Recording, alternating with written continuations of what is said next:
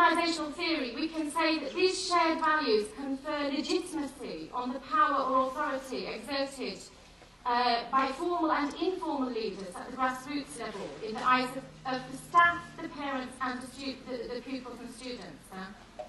The mode of influence most often used is overt or covert moral persuasion, suggestion or argument.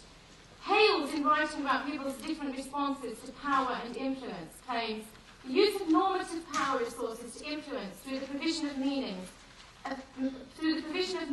effects and moral persuasion is invariably seen by those subject to it as legitimate and evokes a response which takes the form of moral commitment.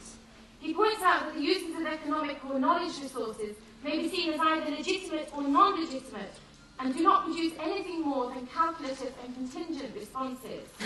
So Gülen's constant emphasis on the use of convincing argument rather than force or financial reward or other external obligation shows his profound understanding of this aspect of human interaction, and it's clear that this understanding is shared by many of those working in the movement. Staff, pupils and parents who are less committed to the values of the organisation are not subjected to domineering, moralistic or punitive approaches. Isabel quotes one of her interviewees, a middle-aged mathematics teacher, saying, "The parents of our students are not asking for a particular religious worldview. What they want for their children, I know very well from my personal experience, because I'm not just a teacher, I'm also the mother of a pupil. What I want for my child is, first of all, good quality education."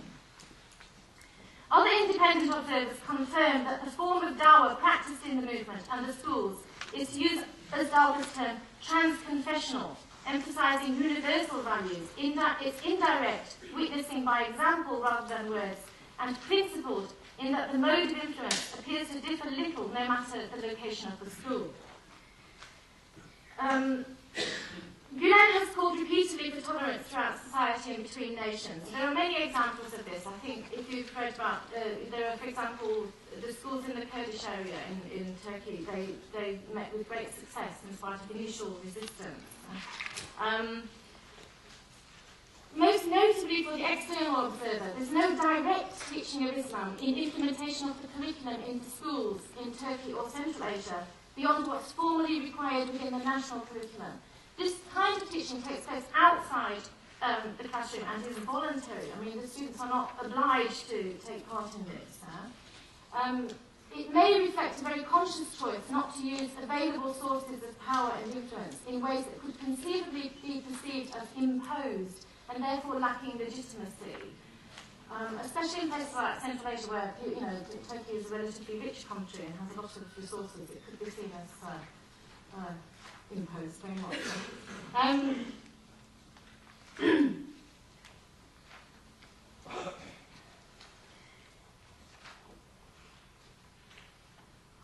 Given the intangibility of their aims, we need to think about how the achievement of the schools and other educational activities can be assessed or measured. I mean, they're not trying to turn everybody into Muslims, they're trying to do a head count at the end of it. How can we know the causes of whatever achievement is claimed? We may first of all consider the tempo-spatial aspect. How far and how fast have the activities of the movement spread? We may then consider the globality of the issues or universality of the values propagated and the particularity of goals, the establishment and continuance of particular activities or institutions. With respect to the tempo-spatial aspect, it's precisely the rapidity of the spread of these educational activities and institutions which has attracted attention and comment, ranging from praise to hostility.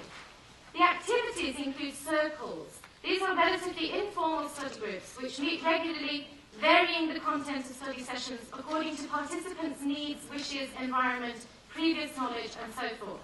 Content may range from teaching Arabic script and Quran recitation to talks on various topics. Participants commonly read the writings of Said Nursi and Fethullah Gülen, contemporary exegesis of the Quran dealing with the problems of the 20th and now the 21st century. These are purely voluntary activities.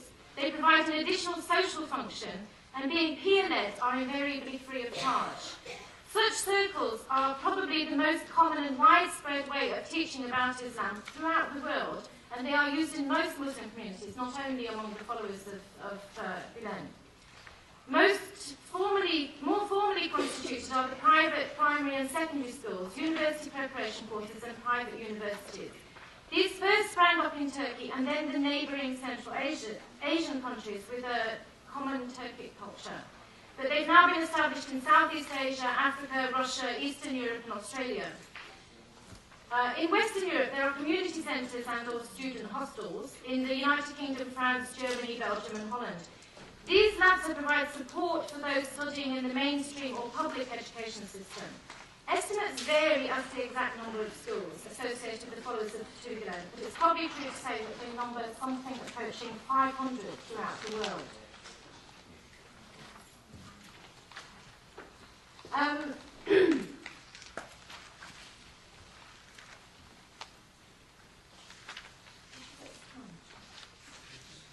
Oh, I'm sorry, I was looking this way.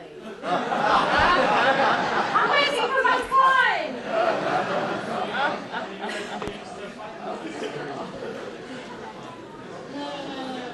Okay, I'm very embarrassed. We can get that far to move it on. Okay, I'm sorry, I was looking this way. So in the morning, it's on this side.